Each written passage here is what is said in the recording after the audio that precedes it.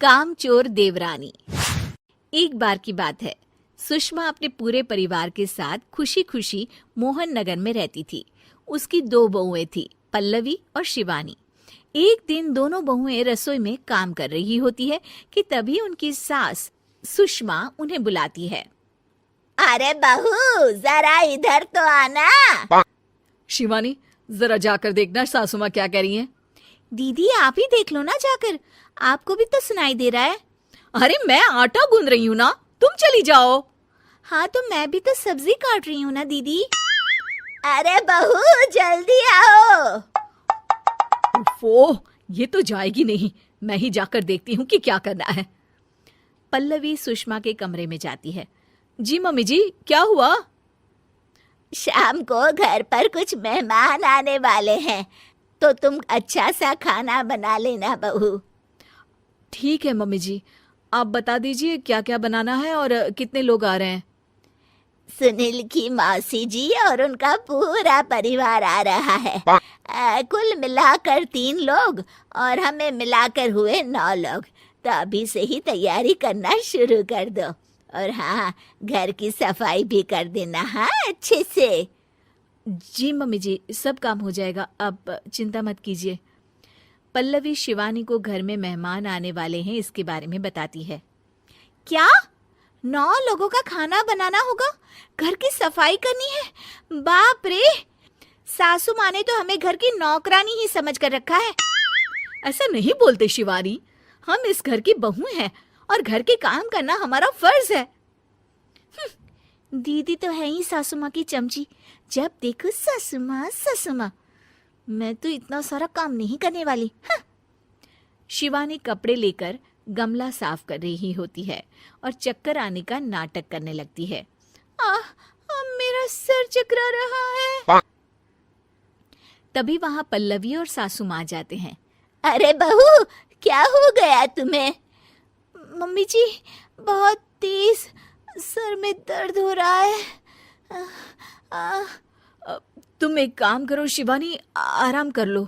नहीं नहीं दीदी, घर में मेहमान आने वाले हैं, मुझे आपकी मदद करनी चाहिए। अरे कोई बात नहीं शिवानी, तुम आराम कर लो, मैं सब काम कर लूंगी। ठीक है दीदी, अगर आप इतना कह रही हैं तो आराम कर लेती हूँ। शिवानी आराम से अपने कमरे में मैगजीन पढ़ रही होती है। इसे कहते हैं आराम की जिंदगी। इतना सारा काम। चलो सारा काम खत्म हो गया, शिवानी को देख आती हूँ। शिवानी अपने कमरे में ईयरफोन में गाने सुनते सुनते सो जाती है और उसके साइड में मैगजीन भी रखी होती है। पल्लवी वहां आ जाती है और वो सब देखती है। ओहो, तो मतलब सब काम चोरी का बहाना था। अभी बताती हूँ इसको। घर का सारा काम मुझे करना पड़ा और ये महारानी यहाँ मैगजीन पढ़ रही है, गाने सुन रही है। पल्लवी रसोई से एक प्लेट और चम्मच लेकर आती है और शिवानी को थाली बजाकर उठाने लगती है। शिवानी अचानक से उठती है। उठ गई महारानी, गाने भी सुन लिए, मैगजीन भी पढ़ ली। तुम तो बहुत बड़ी झूठी निकली शिवानी। तुमने सर दर्द का बहाना बनाया ताकि काम करने से बच सको। हाँ बनाया बहाना, तो क्या करती, इतने सारे काम करती। मुझे कोई शौक नहीं है चापलूसी का। क्या चापलूसी? तुम्हें लगता है कि मैं सारे काम चापलूसी के लिए कर रही हूँ? और नहीं तो क्या। तभी वहां सासू माँ आ जाती हैं। अरे बहू, वो लोग बस आने ही वाले हैं, तुम तैयारियां कर लो। जी सासू माँ, तुझे तो मैं बाद में देखती हूँ। सब खाना खाने बैठते हैं और खाना शुरू करते हैं। तभी सुनील की मौसी बोलती है। वाह भाई वाह, खाना तो बहुत ही अच्छा बना है सुषमा जी, एक एक चीज में क्या स्वाद है। ये सुनकर शिवानी मुंह बना लेती है। उसे अपनी जेठानी की इतनी तारीफ रास नहीं आती। आपकी बहुएं तो बहुत ही अच्छा खाना बनाती हैं।